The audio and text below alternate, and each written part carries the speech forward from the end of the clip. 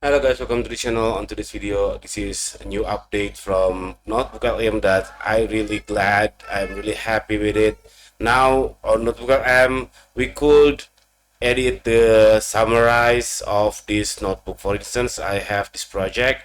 I have my YouTube channel suspended since something. Okay, never mind.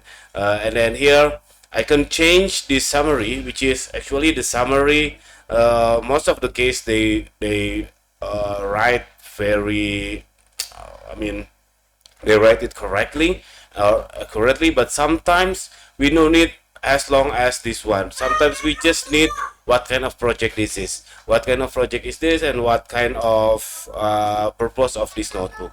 So what you have to do, you just click triple dot on here on customize notebook, and then here set custom notebook summary. So for my case, for instance, I just want to make it as the project to get monetize again on YouTube. As simple as that. Click done, and then that's it. Now the summary only like this. I no need to read a very lengthy summarize of resources, and it's very helpful for me because I have bunch of notebook LM here. I have, I think, 100 notebooks.